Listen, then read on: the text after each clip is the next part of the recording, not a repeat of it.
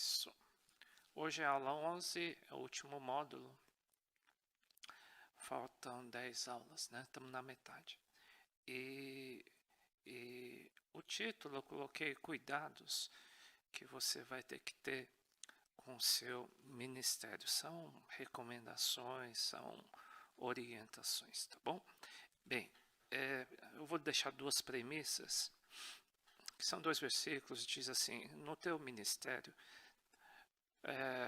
aquele que pensa que está de pé, é melhor ter cuidado para não cair. Por mais que você esteja sólido em Deus, casamento sólido, muita coisa em ordem, é um cuidado que o apóstolo Paulo orientou. Cuidado, né? Cuidado para não cair. As tentações que vocês têm de enfrentar são as mesmas que os outros enfrentam. É uma tradução da Bíblia Viva, acho. São as mesmas que os outros enfrentam. Mas Deus cumpre a sua promessa, não deixará que vocês sofram tentações que vocês não têm força para suportar. Ou seja, Deus não vai te trazer tentações que você não possa vencer ou não suportar, né? Quando uma tentação vier, Deus dará força para você suportá-la. Então é possível não cair em nenhuma tentação, por mais que você seja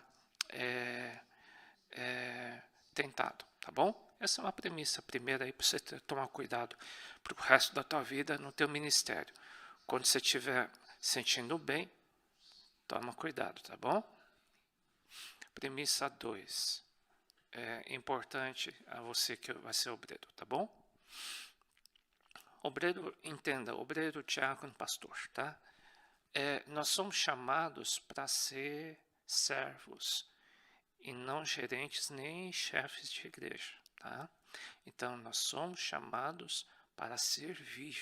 Isso se chama ministério, significa servir ao povo de Deus. Jesus fez isso.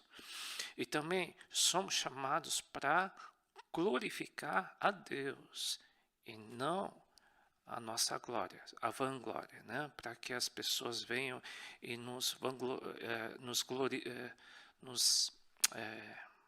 que é gloriar uma pessoa? Exaltar, a gente querer ser exaltado, tá? Que o nome de Jesus seja exaltado na minha vida e na tua vida. Esse é o nosso chamado. Paulo também disse isso.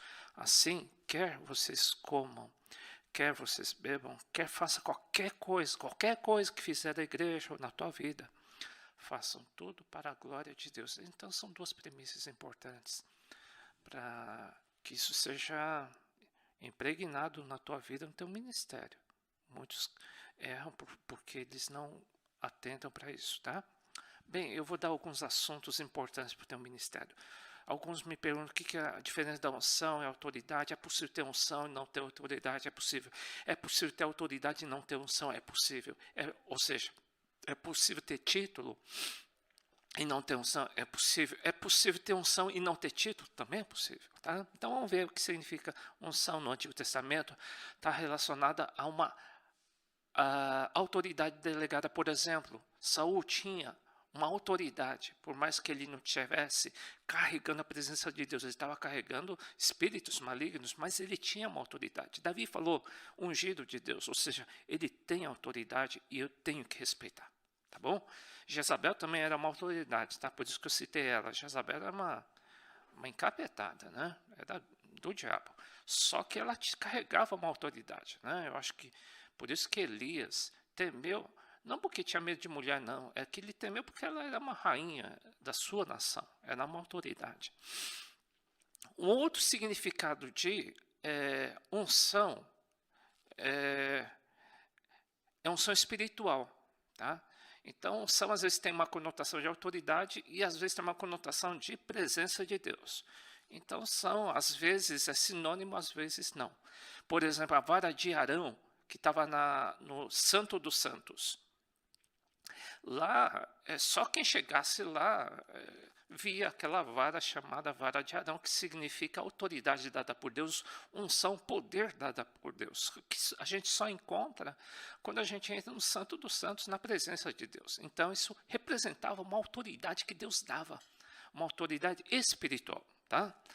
Bom, e o outro significado também, unção também significa poder de Deus, manifestação do poder de Deus. Isso não é possível se alguém tem o título, por exemplo, de pastor ou diácono, qualquer título que seja, mas não ter a manifestação do poder de Deus. É possível, é só título? Sim, é uma autoridade? É uma autoridade. Também é possível uma pessoa que não tem título nenhum e não ter autoridade, quer dizer, autoridade de delegar não tem um título, mas tem a presença de Deus? É possível, claro. O nome Cristo significa ungido, ou seja, uma pessoa pode ter muito de Cristo, mesmo não tendo autoridade. Tá? E também tem pessoas que possam ter autoridade, mas não ter a Cristo, ter pouco da unção, pouco da presença de Deus. É possível? Sim, é para saber os conceitos. Tá? Então, a unção e autoridade, eu vou fazer um tipo de... O que está composta uma unção? Uma unção e a autoridade está composta de reconhecimento, né? Reconhecimento público que você tem uma autoridade, né? Tem uma unção, um título, então faz parte também, não é ruim. Mas o completo seria reconhecimento, mais o conhecimento e técnica. Que é isso? Saber como funciona a igreja, como funciona a oração, como funciona o curso de obreiros, o seminário. Ela te traz conhecimento e técnica, tá? E também a unção completa e a autoridade completa é você também ter a manifestação do poder do Espírito Santo. Então é uma soma. O ideal é que você tenha o reconhecimento, você tenha também o conhecimento da palavra, conhecimento do funcionamento do ministério e a presença de Deus. Tem que ter os três, tá? Fazendo um paralelo aí. É como alguém que queira ter... É igual uma receita de uma comida. Uma coisa é ter uma receita de uma comida. É bom? Pode ser bom, mas não tem gosto. Como? Uma coisa é ter receita, outra coisa é ter a comida preparada, tá? Então você tem que ter os dois. Então elas se complementam. Tem que ter a receita, tem que ter a comida, claro, né? Senão ela não tem gosto, tá? Assim, os títulos, falar da vara de Arão. Sem a unção existe. Ou existe o título com unção, que é a vara de Arão, tá? Um vai trazer frutos, outro não vai frutificar. Essa é a diferença de uma autoridade com unção e uma autoridade sem unção. Tá? Acho que deu para entender mais ou menos a diferença. Né?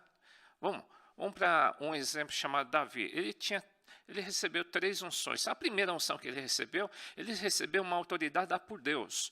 Deus o reconheceu como rei, apesar que a família toda não o reconheceu. Então ele não tinha um reconhecimento de ninguém. Só de Deus e de Samuel, né, que era um tipo de um apóstolo da época. Tá? Então, isso daí é o primeiro passo da vida ministerial tua e a minha. Primeiro, você tem que ter o reconhecimento de Deus. Né? E não propriamente você vai ter reconhecimento público. Talvez nem que te reconheça. Você não tenha título na igreja, mas você tem o mais importante. O reconhecimento dado por Deus tem em 1 Samuel 16, 12 e 13. É a primeira unção que ele recebeu. Essa unção, Deus disse, você, para os meus olhos, você é rei. Aos meus olhos, você é um servo do Senhor. Nos meus olhos, você é um pastor. Primeira unção. O mais importante é ele ter sido reconhecido por Deus. Né? A segunda unção é depois de muitos anos, não digo muitos anos, mas depois de anos, de muita luta, de muito tratamento de Deus, depois de muita vitória. Né? Ele teve muita vitória. Né? Aí, você sabe que Israel era dividido em 12 tribos, uma das tribos era Judá. Então, a segunda unção que veio é quando Davi foi reconhecido por uma parte de Israel, nem 10%. Uma parte de Israel reconheceu que de fato Davi era rei. Então, é para você saber que nosso ministério tem um degrau. Primeiro, o reconhecimento de Deus. E o teu reconhecimento vai ter que ser reconhecimento não porque nós nos autodenominamos, mas é porque as pessoas se conhecem, não porque a gente se reconhece, é porque os outros se conhecem, e isso é gradativo, vai crescendo. Uma terceira unção que Davi recebeu é quando todas as 12 tribos de Israel, toda a nação de Israel, reconheceu e chamou, dizendo: nós te reconhecemos que você de fato é rei de Israel mais Judá. Então, o ministério é um reconhecimento de Deus e do povo também. Isso é mas isso é título. Sim, mas ele tinha, além do título, ele carregar a presença de Deus, tá? Então, se fosse contextualizar para nós hoje, ela tem bastante significado, tá bom? Podemos ter título? Podemos, né? Podemos forçar um título? Até podemos. Mas o mais importante em cima disso é ter título, ou seja, reconhecimento das pessoas. Eu tenho título por causa do reconhecimento, tá? E primeiro tem reconhecimento de Deus, tá? E o reconhecimento vai com o tempo só com o tempo. Os outros precisam reconhecer, e não nós fazermos uma política, né, eclesiástica para as pessoas reconhecerem. Não é assim que funciona, tá? Bom, vamos falar agora sobre guerra espiritual que você vai passar por resto da vida, tá? Não é ruim, não. Tem que ter guerra mesmo. E viver um debaixo de guerra. Por quê? Se não tiver guerra, não tem vitória, tá, gente? Então tem que ter guerra mesmo, tá? Então a gente foi chamado para ser mais do que vitorioso. E saber que nossa luta não é contra carne e sangue, mas sim contra príncipes. Tem demônio tem espíritos malignos que são chefes. Tem outros que são menos potestades, outros são príncipes das trevas, hostes espirituais da maldade nos lugares celestiais. Nossa guerra é espiritual. Então, tendo isso em vista, eu tenho essa noção desde adolescente. Eu nunca levei ofensas pessoais por causa disso. Você não tem que se ofender com pessoas, porque a tua guerra, ou a minha guerra, não é pessoal. Então, o crente de verdade não se ofende. Por quê? Porque ele sabe que por trás daquela pessoa, os espíritos malignos podem usar qualquer pessoa, boa ou má. Tá? Qualquer, pode usar teu amigo. Claro, mas é uma maneira dos espíritos malignos te perturbar, tá? Então, nunca leve na igreja pelo lado pessoal. Ele não gosta de mim, ou tal pessoa não vai com a minha cara. Não existe isso, tá? Existe, mas não deveria levar para o lado pessoal. Paulo recomendou isso e eu levo isso como a palavra de Deus. Eu creio nisso. Eu creio que você também crê, tá? Eu percebi ao longo da Bíblia alguns espíritos malignos que vão, com quase certeza, esses 5, eu vou citar 5, que são considerados principados. Então, são muito fortes, muito fortes. Então, você procurar identificar para você saber que existe e que uma dessas, ou todas essas, podem te atingir. E como são muito fortes, elas têm derrubado a maioria de líderes, pastores, obreiros, diáconos. São eles. Tá? Estão por trás disso? Sim, estão por trás.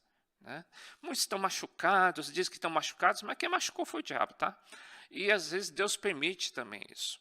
Tá? Porque às vezes as pessoas endeusam muitas pessoas. Não deveria. Tá? Vou citar um por um. Espírito sensual de Dalila. Dalila derrubou... É Sansão, né? É Sansão. É Sansão, né? Ela é um espírito sedutor, porque Sansão, ele tinha fraqueza para a mulher, tá?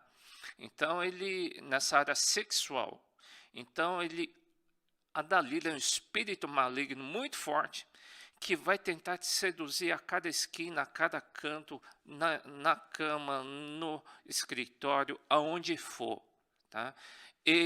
O espírito-chefe, chamado Dalila, ela vai ordenar que os seus subordinados te ataquem e vai te armar, tá? Eles vão tentar te seduzir. Mais cedo ou mais tarde, eles podem planejar durante 10 anos. Daqui a 10 anos, vamos planejar a queda daquela pessoa, planejou e conseguiu destruir Sansão. Tá? Eles conseguem derrubar o ministério. Tá? São espíritos malignos? São. Dá para ver? Não, mas existem. O espírito de Saul geralmente mexeu no rei de Israel. Né? Então ele mexe em príncipes. Nós somos chamados de príncipes no reino de Deus no Novo Testamento. Tá? No caso de Saul, ele tinha uma fragilidade. Qual? Ele fazia pequenas desobediências. Né? E isso era chamado por Deus de feitiçaria. Feitiçaria de crente. Qual que é? Rebelião. Mania de fazer diferente, mania de contrariar, mania de não concordar, mania de fazer diferente daquilo que Deus pediu. Né? E esse espírito que fica te seduzindo, né? Isso tá no ar da igreja, está no ar da tua vida, está no ar das conversas no WhatsApp e conversa de amigos. Às vezes o teu melhor amigo pode ser um melhor instrumento do diabo para derrubar alguém. Gerando o quê? Sedução. Tá? Porque a rebelião é como pecado de feitiçaria e o porfiar como iniquidade e idolatria. Como é importante a gente manter a humildade e ser humilde e obediente sempre. Né? Se Deus pedir uma coisa, faz do jeito que Deus está pedindo. Né? Tem esse sentimento de fazer diferente, é o que Saul fez. No fim, ele se deu mal. Ele acabou praticamente endemoniado, tá? O ministério dele. E foi um suicídio, ele se suicidou. Tá? Espírito de Jezabel era uma mulher casada com o rei de Israel. A fragilidade desse casal, Acabe e Jezabel, ele era um, como chama? Acabe, ele era um termo, não chulo. Acabe era ele era muito fraco como casal, homem muito fraco. Vocês entenderam? E ela era muito forte, tá? E ela veio com toda a cultura do mundo dela, trouxe para Israel. Ela brigava, ela que comandava no fim, tá? Um espírito muito forte. E se tivesse profetas de Deus, ela tentava matar todos. E quem contrariasse ela matava. Quem contrariasse o marido, matava. Um espírito ruim. Tá? E no Novo Testamento, na igreja de Apocalipse, também tinha esse espírito, chamado espírito de Jezabel, na igreja do Novo Testamento. É um espírito muito forte. Né? É um espírito que cheira muita traição. Cheira espírito de engano, controle, insubmissão, prostituição espiritual. Que é a mesma coisa que traição, tá? Um espírito muito forte, tá? Alguns acham, puxa, então os casais onde o marido não tem voz ativa, é a mulher que manda muito, e que se tornarem ministros ou pastores ou líderes ou obreiros de água. Sim, mas o que nos segura é a palavra de Deus. Mas Jezabel pode derrubar o marido, tá bom? Não que Jezabel seja um espírito feminino, né? Mas eu estou dando um exemplo prático que muitas mulheres que tem que ser um sustento do seu marido, tá bom? E não derrubar o seu marido, tá? Porque o espírito de Jezabel derruba o ministério e o marido às vezes não aguenta. Vamos lá. Tem o espírito de Mamon, que é o espírito do amor ao dinheiro. Ninguém pode servir a dois senhores, isso daí tem em Mateus 6,24, Jesus que falou, né?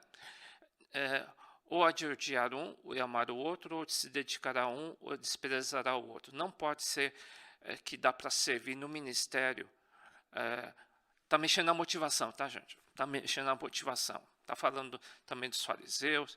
Ele só está dizendo assim, no ministério, ou você faz por amor a Deus, ou você tem interesse em ganhar dinheiro com a igreja. Entendeu? Então, às vezes, por motivação de poder e de dinheiro, a pessoa se empenha ministerialmente, porque está visando o quê? Eu quero ficar rico. Eu já vi isso, claro. Né? E diz que é é um principado, é muito forte, tá? É muito citado no Novo Testamento, muito citado no Evangelho. Jesus cita muito. E o amor ao dinheiro, esse mamon, é a raiz de todos os males de uma igreja, de um ministério, de um relacionamento. E muitos vão se desviar por causa disso. Quem se desviou, a maioria provavelmente caiu por causa disso, porque a motivação não foi legal, tá? E por último, o espírito de Absalão, ele é filho de Davi, ele queria derrubar o seu próprio pai, tá? Então ele é um filho traiçoeiro, tá? Então ele queria conquistar um poder que não era devido a ele, ele queria, ele fazia, quer ver, eu vou ler um texto. Ele falava para as pessoas, quem me dera ser designar juiz dessa terra. Todos que tivessem uma causa ou uma questão legal viria a mim e eu lhe faria a justiça. Ele está dizendo, meu pai é injusto. Se eu estivesse no lugar dele, eu não faria desse jeito. E tem muita coisa errada, hein? Gente, isso daí é espírito de Absalão, não é um espírito bom não, tá? É um espírito maligno. E eu levaria no lado pessoal? Não, eu sei que está envolvido com espírito maligno. O espírito maligno engana a pessoa. Coloca o povo contra o seu próprio pai. Esse é o espírito de Absalão. Incentiva a rebelião contra o seu pai. É um espírito extremamente traiçoeiro que gera divisão contra os seus próprios pais, às vezes pais espirituais, pastores. São espíritos malignos muito fortes que podem enganar e nessa guerra espiritual, quem vai vencer? Isso daí é para vencer. Nós temos que vencer esses espíritos, senão eles vencem e derrubam o ministério, como derrubou a todos esses, tá bom? Saiba que nós vamos passar por testes ministeriais, isso eu já dei essa aula, na aula 5 desse mesmo módulo 4, tá? Então, Paulo recomendou, sejam primeiro provados. Você sabe que Paulo diz para os pastores, vocês estão verificando quem vai ser levantado ou não? Testa primeiro. Faz um teste. E se eles forem, depois de serem provados, aí depois que forem provados e aprovados, depois disso, sirvam. Se forem o quê? Irrepreensíveis. Ou seja, a única coisa que a gente está pedindo para todos é que assistam todas as aulas, preencham um questionário que a gente já deve ter mandado aí, e leia a Bíblia toda até o final desse ano, tá bom? E preencham aquele questionário, tá? Ainda dá tempo, tá, gente? Outro assunto. Você vai passar por deserto? Sim, vai passar. O deserto é bom e é essencial? Sim. Mas tem deserto ruim também, tá? O que é deserto ruim? Deserto ruim passa para quem é rebelde, tá? O que é rebelde? Aquele que desiste. De repente está caminhando com o Senhor, de repente dá para trás, tem medo. Olha para trás e desiste. A incredulidade vem. Aí a pessoa está propensa a cair num deserto até o fim da sua vida, tá? Espiritual. É um castigo? É um castigo, tá?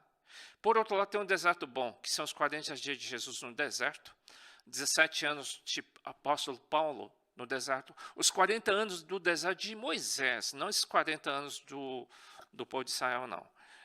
Foi um período de treino, foi um período de ensinamento, tá?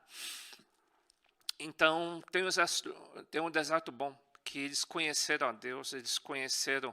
Paulo, por exemplo, ele ficou alguns anos no deserto para conhecer as revelações de Deus. Então, é um período bom. O deserto não é ruim, não. É um período bom que muitos passaram. Esses 2 anos foi um certo deserto para alguns, mas foi pouco tempo, né?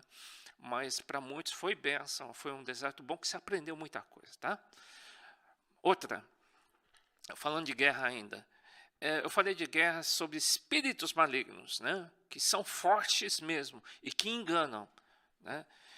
Que engano. Então, e quando você descobre que tem esses espíritos malignos, o inimigo, você conhece o inimigo, você fica esperto. Pelo menos você sabe onde ele pode te atacar, você vai perceber, tem que perceber. Outro problema que você vai encontrar, que eu te digo que vai ser pro resto da vida, e é muito difícil,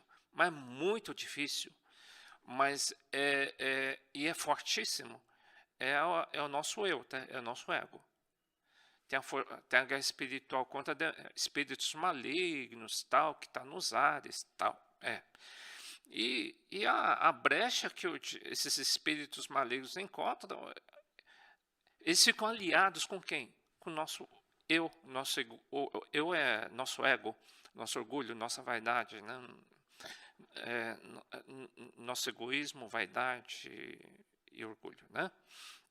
Digo, porém, andar em espírito não compreendeis a concupiscência. Concupiscência é vontade ruim da carne. Porque a carne luta contra o Espírito Santo luta contra a carne. E esses lutam no nosso interior. Existe uma luta interior que a gente sente, né? E alguns até dizem, puxa, eu sinto essa fraqueza. Sim, é bom saber que tem. Então, o homem exterior é a carne, é a alma, são as nossas motivações com tendências ruins, tá? E o homem interior significa o quê? O Espírito Santo nos dirigindo. Como é importante, por isso, orar em línguas, tá? Tá constantemente orando, se você estiver caminhando, ora em línguas, ler a palavra, ouvir louvores, ou assistir culto todos os dias, faz um bem tremendo, né? Isso é você fortalecer o teu eu, o teu eu interior, que é o Espírito Santo, tá bom? Vamos lá. Outro item. É uma coisa que também não é fácil para o nosso ministério, mas é importante. Na verdade, toda correção, ele está falando para a igreja de Hebreus, que eles não estavam gostando da correção, porque eles pensam, poxa, na igreja, o pastor, tal, tem pessoas que me corrigem, eu não gosto. Bem, gente, estava acontecendo também na igreja aos Hebreus. Na verdade, toda correção, na hora, não parece ser de alegria, claro, quando a gente corrige não é de alegria, senão de tristeza, mas depois disso produz fruto. Isso que é. Você sabe que uma igreja que tem correção, que tem disciplina, gera um povo frutífero. E se você acata a correção, você frutifica, tá? Por outro lado, tendo cuidado que ninguém se prive da graça de Deus e que nenhuma raiz de amargura brotando vos perturbe e ela contamine muita gente. Por outro lado, se a pessoa não acata uma correção, ela gera amargura. O que é amargura? É não aceitar correção. Né? Isso tem egos que são muito fortes, se ofendem fácil. Tá? Então gera um ministério doente que não vai frutificar, não vai crescer. É um ministério doente, espiritualmente e na alma. Contamina aqueles que estiverem ao redor dessa pessoa. Tá? Por outro lado, no mesmo contexto, diz assim, recomenda-se, não seja igual a Esaú. O que é Esaú? Ele é uma pessoa que diz assim, para que me serve unção? Para que me serve o reconhecimento? Para que me serve alguém orar por mim e eu receber dom? Para que me serve eu pregar? Não vou ganhar dinheiro com isso. Você vê a motivação? Eu não vou encher a barriga com isso. Pelo contrário, tem que fazer jejum. Né? Então, esse sentimento de Esaú, né, ele tinha um chamado de Deus, ele tinha uma palavra profética em cima dele. Aí ele perdeu por causa desse sentimento. Ele fez pouco caso da unção. Fez pouco caso do ministério. Deus tira o chamado de uma pessoa e é possível que isso se torne o quê? Irreversível. O que aconteceu com Esaú. Quem vos recebe a mim, me recebe. Quem recebe a mim, recebe aquele que me enviou. Quem recebe um profeta na qualidade de profeta, receberá galardão de profeta. Ou seja, despreza. Não, eu não quero receber. Né? Não quer receber, e não vai receber nada, tá? Não quer, não acata, não recebe, não quer receber e não vai ter nada. Não recebe, não respeita aqueles que Deus levanta para a tua vida, então não vai receber nada mesmo. Com a possibilidade de ser um exalto da vida. Tá? Isso daí está escrito no Novo Testamento, por isso que eu estou dizendo isso. Tá? Outro item, cuidado. Né? Qual cuidado? Que Paulo falou para Timóteo, olha, vai chegar um tempo que é atual, eu acho. Ele diz, pregue a palavra, esteja preparado do tempo e fora de tempo toda hora. Repreenda, corrija, exorte com toda paciência e doutrina. Por quê? Porque virá tempo em que não suportarão a sã doutrina. O que é sã doutrina? É doutrina saudável. Vai ter um tempo que não vai ter isso. Hoje em dia tem muito ensino, uma contrariando a outra.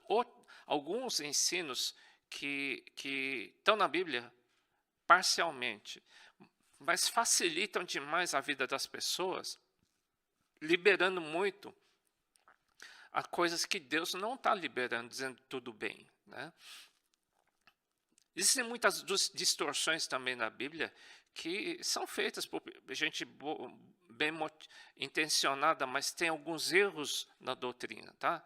E isso tem que tomar cuidado. Isso vai acontecer muito antes de Jesus voltar. Muito erro doutrinário, muito ensino doentio que está fazendo o pessoal desistir, desanimar, esfriar na fé. Tá? E alguns querem só ouvir aquilo que é bom para o ouvido. Tá? É isso que Paulo está dizendo. Eles se recusarão a dar ouvidos à verdade, voltando-se para os mitos, né? Coisas que não são verdadeiras. Tá? Então, é um cuidado que a gente tem que ter nesses dias. Muita gente está esfriando por causa de... Tem gente perdendo ministério, desviando por causa do quê? Causando divisão em igrejas, causando divisão em famílias. Por quê? Ensino doentio e falso. Bom, outro. Aprenda a ser leal e submisso às autoridades. Diz que toda alma esteja sujeita a potestades superiores, inclusive governamental. Porque não há potestade que não venha a Deus e há potestades que não foram ordenadas por Deus. Por isso, quem resiste às potestades, resiste à ordenação de Deus. Os que resistem trarão sobre si mesmo a condenação. Porque os magistrados não são para terror para as boas obras, mas para as más. Queres tu, pois, não temer a potestade, faz o bem, terás louvor dela. Porque ela é ministro de Deus para o teu bem. Bem, inclusive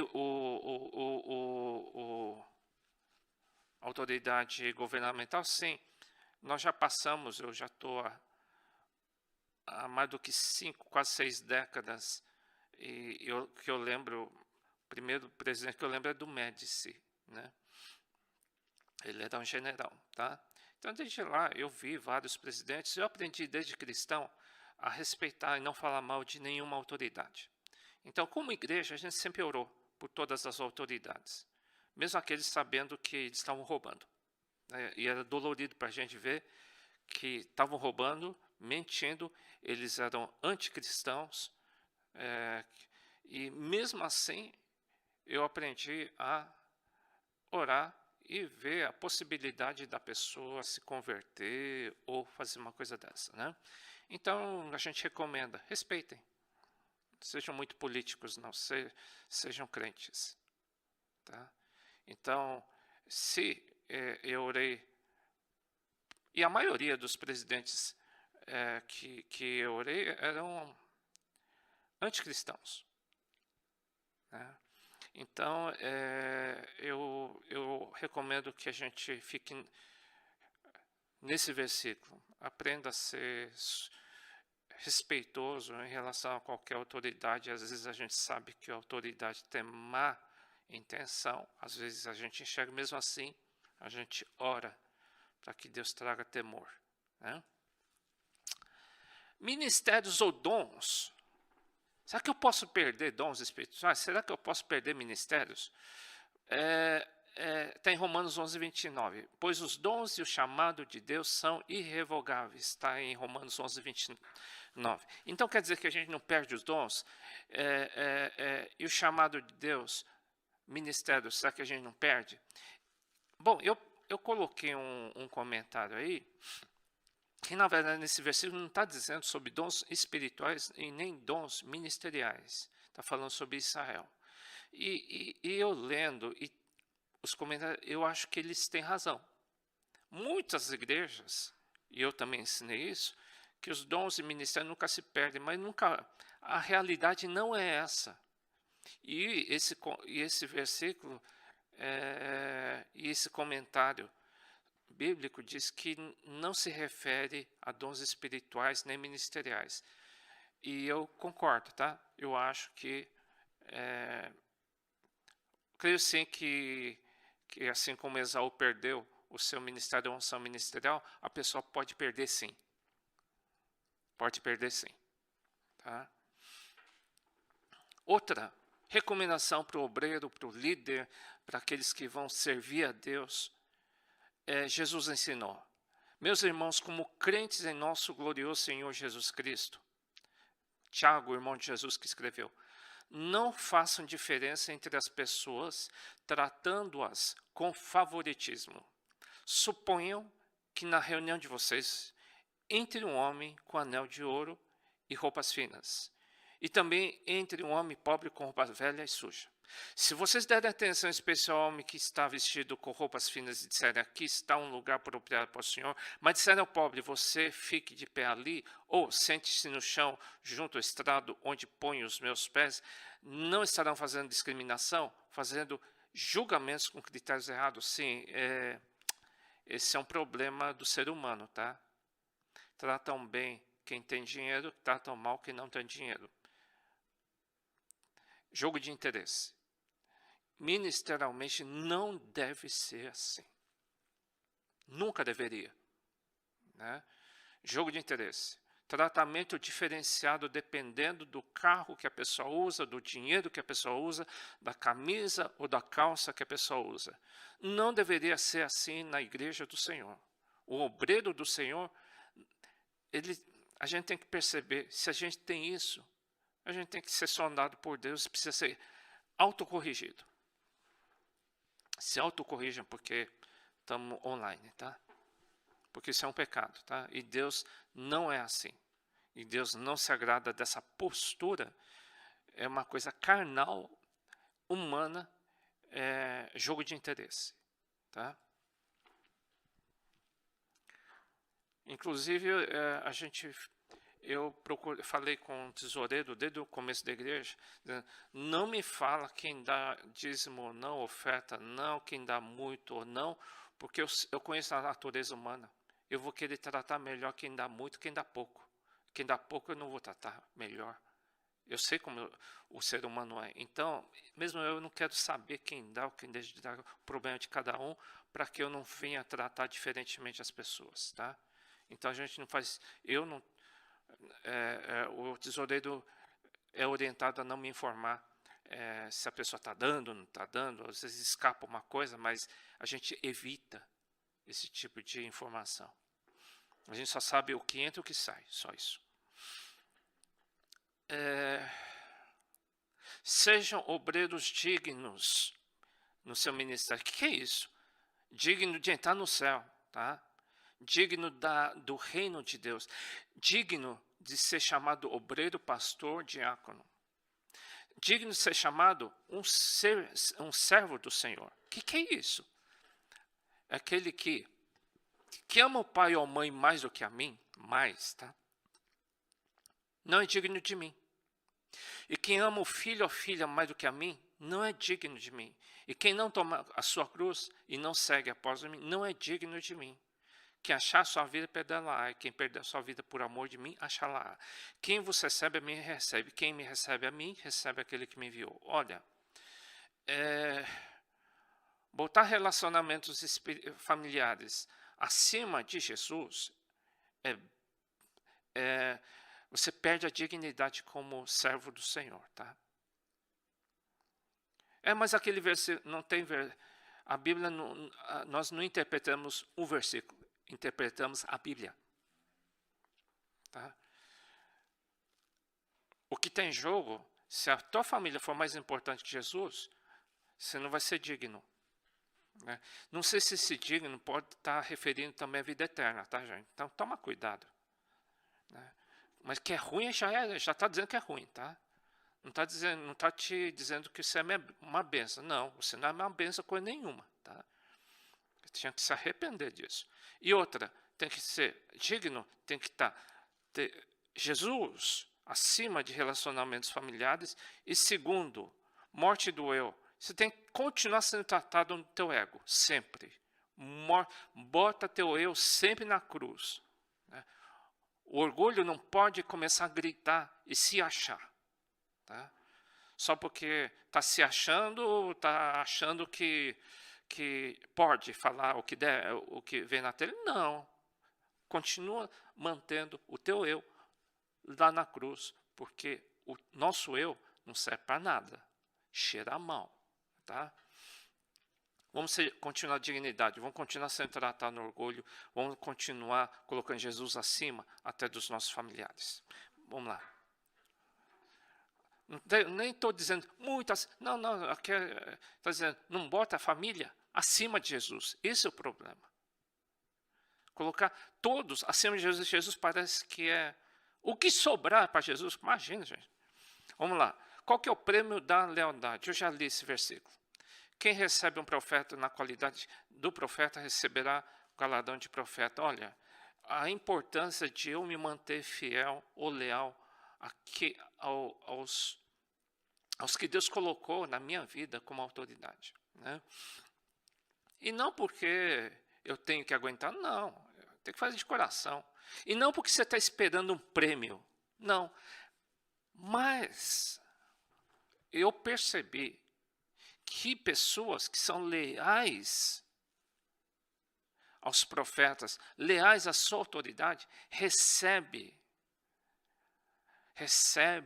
uma unção especial daquele que você, se você está respeitando um profeta, e o teu pastor é um profeta, e você o respeita, você é leal, você vai receber futuramente algo de especial, de profeta na tua vida, tá bom? É o que está na palavra, né?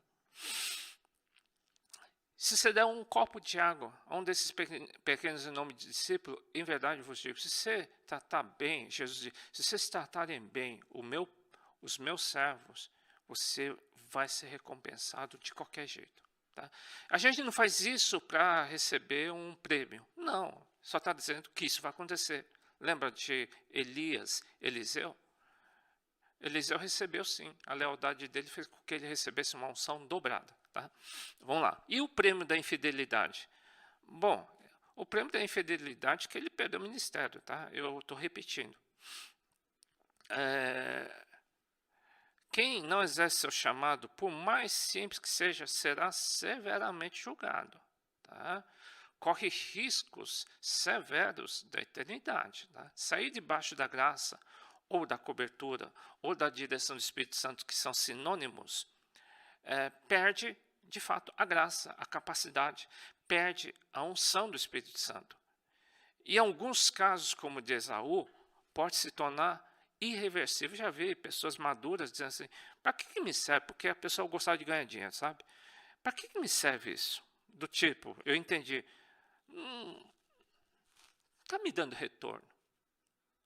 Né? Para que eu vou gastar isso? Eu podia gastar mais esse tempo porque eu estaria ganhando dinheiro em vez de ficar gastando tempo na igreja. Tá. Tem casos que eu acho que vai ser irreversível, nunca mais vai ganhar aquilo que Deus estava reservado para a pessoa. Podia ser uma bênção do Senhor. Não vai ser. Provavelmente nunca mais vai ser. É grave, hein? Bom, porque está escrito no Novo Testamento. E administre o sucesso, por quê? Se você está crescendo em Deus, administre isso. Você está vendo um rapazinho aí carregando um saco bem pesado do orgulho? É melhor largar. senão ele te derruba. A soberba precede a ruína, a altivez do espírito a queda. Melhor ser humilde de espírito, consumido, do que repartir despojo com soberbos. A pior coisa é não saber administrar o sucesso. Se você está sendo bem sucedido, dê glória a Deus, tá? E lute para não cair no orgulho.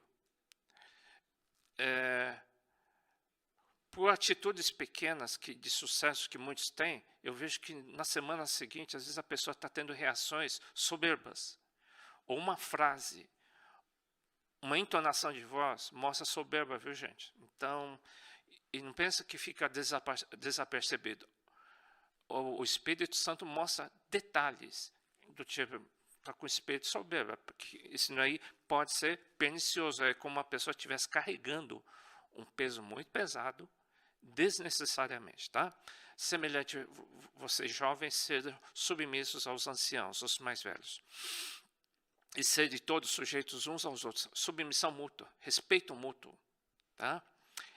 Revestivos de humildade, porque Deus resiste aos soberbos, é insuportável. Deus não suporta gente soberba, de nariz empinada, mas dá graça ou capacidade aos humildes. Então se humilha diante da mão potente de Deus, para que um dia, lá para frente, Deus possa te exaltar. Deixe Deus te exaltar, e não esperar a exaltação dos homens. Está ansioso?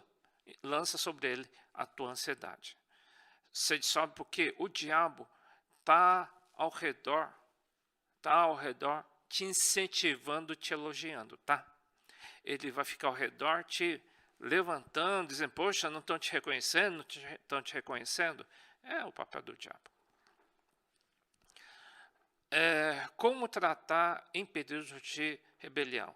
Geralmente, esse período de rebelião de Saul, ela vem geralmente numa fase de adolescência espiritual, quando você começa a ficar forte. Adolescente assim, né? Quando está com seus 11 anos, 12 anos, é raquítico, é magro, até meio feinho, tá? Então, meio feinho é uma força de expressão. De repente, fica com 18 anos, já está com os músculos, não foi o meu caso, tá? Eu não tive isso. De ficar forte. E sobe na... A pessoa que se diz, poxa, todo mundo está me vendo. Deu para entender? Adolescência espiritual. Olha como que eu estou profetizando bacana. Olha como eu estou orando bacana. Olha como as pessoas estão me respeitando. Olha como a pessoa está dizendo aleluia, né? Aleluia a mim ou a Jesus? Deu para entender? É importante. Vai acontecer isso? Vai. Você vai ser testado e muita gente vai te elogiar. Sim, é um bom teste. Eu acho que em Provérbios diz que o homem é provado pelos louvores que recebe. O maior teste são os elogios, sabe? Vai acontecer esse tipo de coisa? Sim. E geralmente essa fase faz com que muita gente se desvie dos caminhos da sã doutrina, da humildade, tá? Por isso que é na fase que o pessoal começa a ficar mais orgulhoso. Os jovens também têm essa natureza, tá? Começa a achar, tal. Porque, antes de tudo, os que, quando vos ajuntam, Paulo que diz para a igreja, na igreja, vocês se ajuntam, há divisões. E até é importante, até importa, que haja o quê? Entre vós, heresias. Ué, não é divisões? Divisão e heresia, ele está botando como sinônimo. Erro doutrinário e divisões, é heresia. Não devia acontecer. Isso geralmente acontece na fase de adolescência espiritual, quando a pessoa acha que pode, quando fica revoltado com seu pai, quando não concorda mais com seu pai. Olha o período delicado que a gente vai passar. Muitos vão passar ainda por isso, vocês têm que vencer essa etapa. E esse período vai acontecer, sim, vai acontecer, está dizendo que isso daí vai acontecer. E Deus usa esse período para quê? É uma seleção natural de Deus, é para que Deus levante quem é sincero e consegue passar por esse período sem rebelião, tá? Vamos lá. Então, a adolescência espiritual, um dia iremos bater de frente com as nossas iniquidades e vaidades. Tá? Olha, você viu, né? Esse rapazinho aí é magrinho. Esse rapaz parece o Anderson, né? O Anderson, desculpe aí, tá? Você sentiu isso daí? Você ficar na sombra. Eu era assim, eu pensava, eu era magrinho, mais magro que esse cara.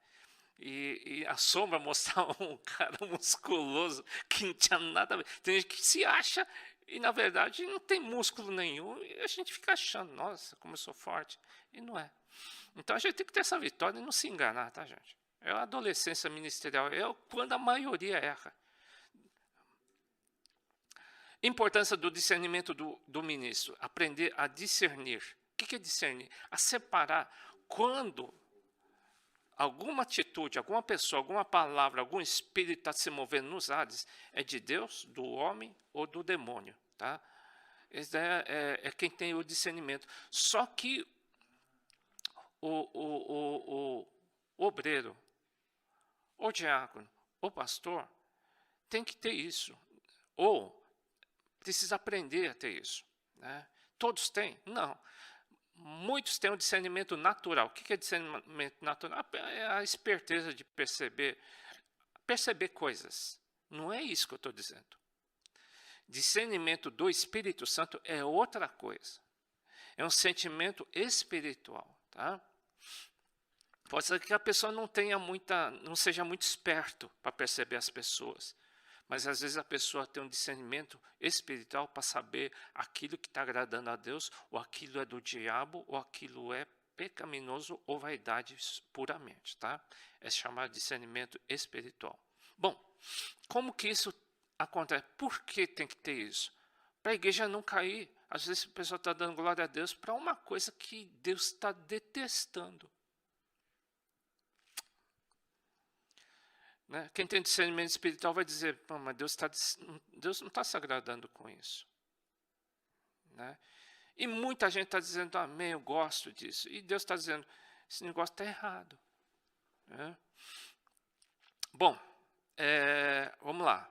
Como que a gente vai ter isso? Primeiro, começa com o temor do Senhor. Né? O princípio da sabedoria é o temor do Senhor. Então, pessoas que têm o temor a Deus, eles vão adquirindo naturalmente o que é o discernimento. Segunda coisa importante para ter o discernimento espiritual, conhecer a palavra de Deus. Discernimento não é esperteza, hein? É conhecer a palavra de Deus. Estou sentindo, mas sentimentos são muito enganosos. Tem gente que sente, mas aquele sentimento é humano. Né? Às vezes a pessoa assim, não gostei. Mas pode ser que o Espírito Santo está dizendo assim, mas é meu? Eu que estou falando. Entendeu?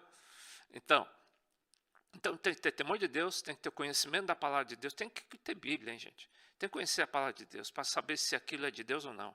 Tem que ter experiência com o Espírito Santo, porque você não sabe o que o Espírito Santo sente, como que vai perceber? Tá? Tem que ter experiência com o corpo de Cristo, que é a igreja. Tem que ser mais igrejeiro, gente. Pessoas que não vão para a igreja não conhecem como funciona a igreja.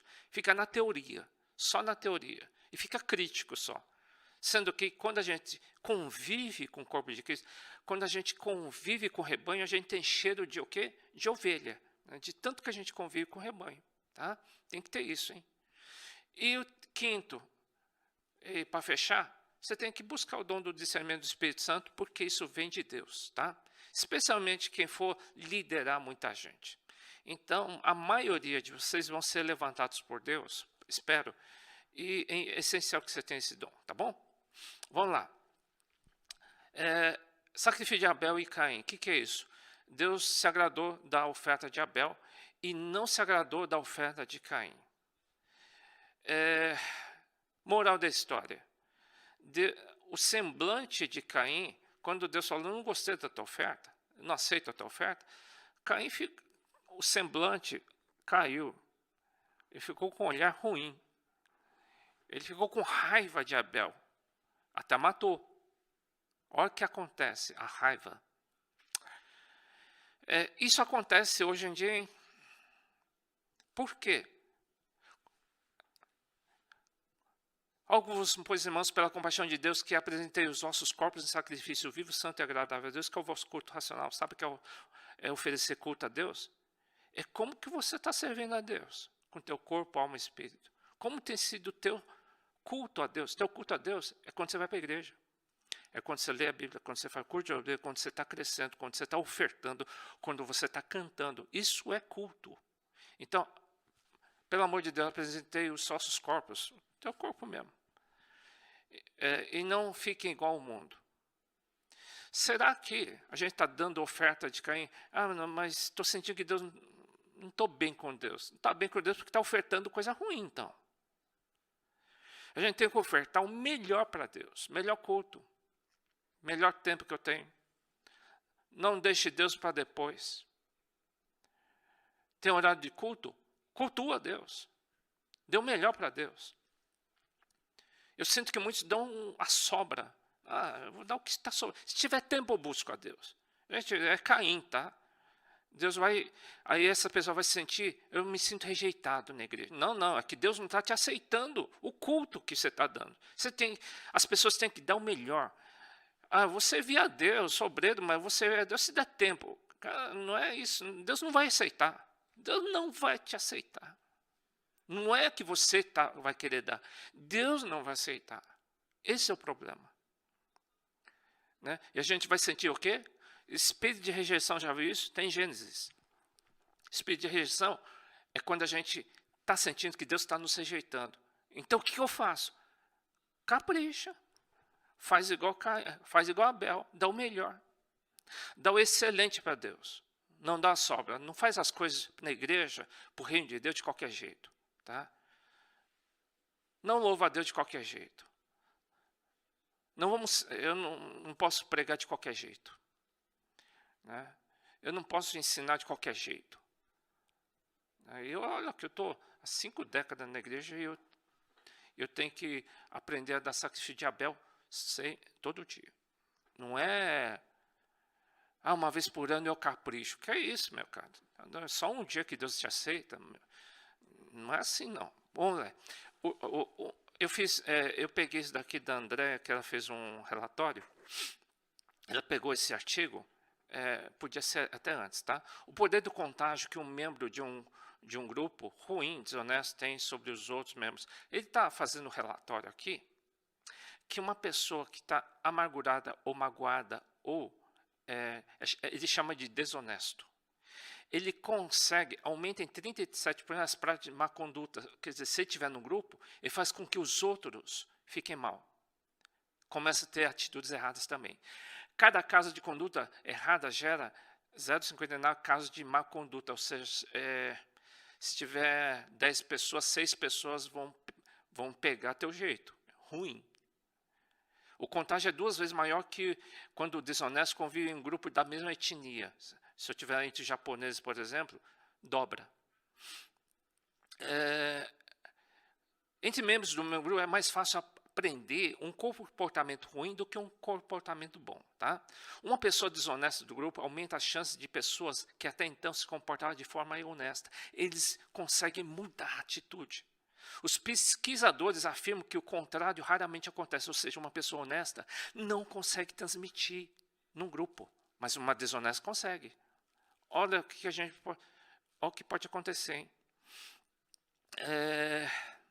Todas as informações são baseadas em pesquisas científicas e foram publicadas na Harvard Business. Tá? Então, não é da Bíblia, não. É científico. Da Faculdade de Harvard dos Estados Unidos. Tá? Cuidem que ninguém se exclua da graça de Deus, que nenhuma raiz de amargura brote e causa perturbação, contaminando muitos. Tá? Então, muita gente precisa ser corrigida. Se você tiver que corrigir, corrige. A teu irmão, para que ele saia disso, porque senão ele pode te contaminar. Tá? Não aceite isso. O que está em jogo é a vida eterna, tá, gente? Vamos lá. Vou falar um pouquinho da experiência com a Bíblia, etc. Esse que preço vem, feliz aquele que guarda a Bíblia, tá?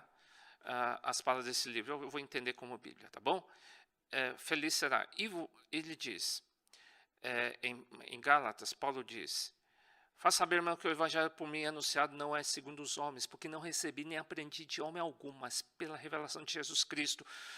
Obreiro, você tem que ter, além da Bíblia, do curso de obreiro do seminário, você tem que ter o que? Revelação do Espírito Santo que vem direto de Deus. E não só por curso. Você tem que ter experiência pessoal com o Espírito Santo. Igual Paulo.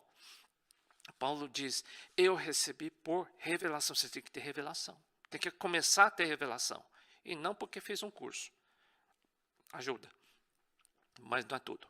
Tá bom? Então, é o que eu resumi. Nós, como igreja, nós não cremos, alguns citam alguns poucos versículos para me contrariar. Eu não creio em versículos, tá, gente? Eu creio na Bíblia toda. A gente não crê em alguns versículos pontuais. A gente crê em toda a Bíblia. Interpretamos a Bíblia dependendo do Espírito Santo e na sã doutrina. Por isso que a gente conhece a Bíblia toda. Não alguns versículos. Ah, aquele versículo diz isso. Mas o que a Bíblia toda diz, porque às vezes o contexto diz diferente. Eu lembro que uma pessoa começou a distribuir um versículo de bênção, mas na verdade era um versículo de maldição, né? Porque ele estava lendo só o versículo. O contexto, ele estava jogando uma praga. Bom. E outra, cada um tem o seu lugar no corpo de Cristo. Não se compare com ninguém, não tenha inveja de ninguém, não se compare com outra igreja. Eu evito de ficar me comparando com outra igreja. Cada um é cada um. Né? Cada um tem o seu chamado no lugar no corpo de Cristo, senão a gente vai se competir.